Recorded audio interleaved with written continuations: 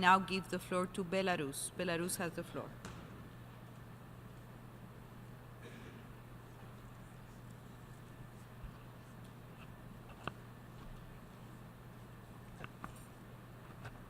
You have the floor, Excellency. Distinguished President, all protocols observed. First of all, we certainly align ourselves with the statement made by the distinguished representative of Algeria on behalf of the non-aligned movement.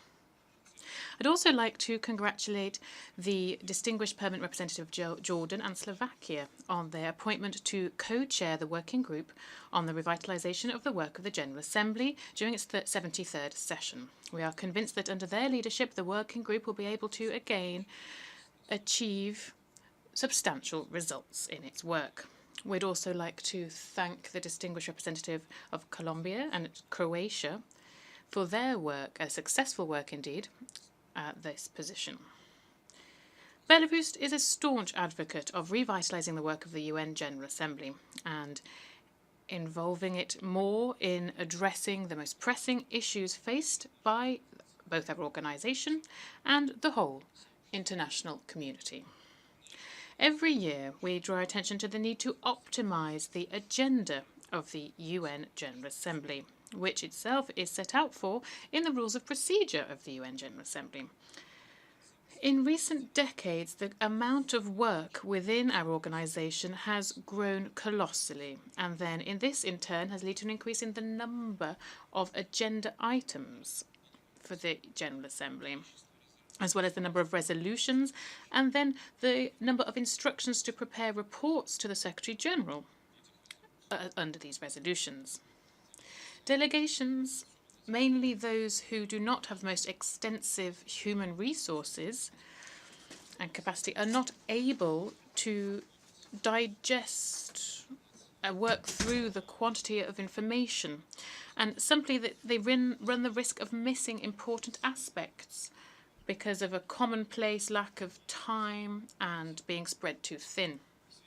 In this connection, we propose, in line with the guidelines for rationalising the UN General Assembly's agenda, to carry out a revision of the agenda and consider the possibility of reducing the number of agenda items, particularly those which are outdated, and also more of a shift towards 2 or 3 year basis for considering resolutions.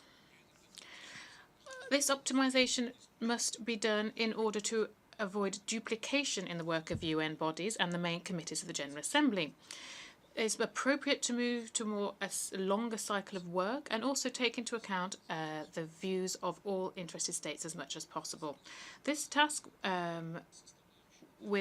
seems unachievable, but the Working Group on Revitalization of the UNGA has already on many occasions demonstrated how it is able to take unusual and breakthrough decisions. Another growing concern is the issue of the colossal workload which some delegations are facing during the high-level segment of the UN General Assembly. We end up with a situation where, and this is seen every year, whereby heads of delegations are simply running from one event to another and still don't have time sometimes to speak even at these events. This has a negative impact on attendance of such events and also reduces their practical value, and has a negative influence also on traditional bilateral meetings on the sidelines of this session. Such a situation is simply unacceptable, particularly given the long-standing move of the work of the General Assembly to a year-round format of work.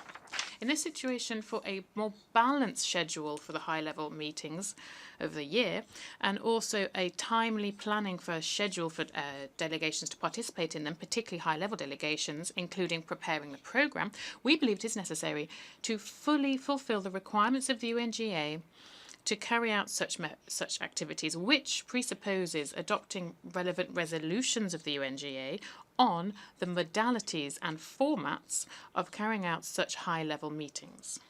Otherwise, we will simply have to continue working in very unpredictable circumstances. Another important area of the work of the working group is modernising at the Secretariat's standard administrative procedures at the UN headquarters. To this end, 2 years ago, we created a mechanism for informal cooperation between permanent missions of UN member states and the Secretariat. Last year, we decided that this mechanism should become a regular one. Regrettably, this year and last year also, this dialogue was only held once. Holding such an informal dialogue only once a year can't really be called regular. The experience of such dialogues demonstrates the huge interest to them from our delegations and clearly points to the hitches in the work of the Secretariat, which, and the majority of them, these hitches, could be addressed without the involvement of member states and the so-called necessary toolkit in the shape of General Assembly resolutions. There's accumulated a large number of such questions, from technical issues, including, for example, the ban, unbeknownst to states, of parking for states themselves in front of the Secretariat building, and limiting the time for protocol services to receive visitors. But to more serious problems also linked to recent years, we've seen a practice of a green light and a support by the Secretariat for events being held at the UN, which are clearly targeted against other delegates, other member states, without the consent of these states. Thus, the spirit of unity and cooperation at the UN is being completely undermined, and an animosity and confrontation are being provoked. We'd like to note also that as a founding member state of the UN, Belarus is a staunch advocate of multilateralism in international affairs. However, there's a negative trend that we've noted in funding for separate areas of work of the UN solely from extra budgetary sources. This is of concern as regards the impartiality of funding for the work of the UN in this way, and this could jeopardize this fundamental principle. There are more questions raised by the issue that some structures of the UN are almost 90% funded through voluntary contributions of member states and not from the regular budget of the organization. For example, this pertains to the Office of Counterterrorism, the work of which Belarus in principle supports, and this is up to 93%, this figure.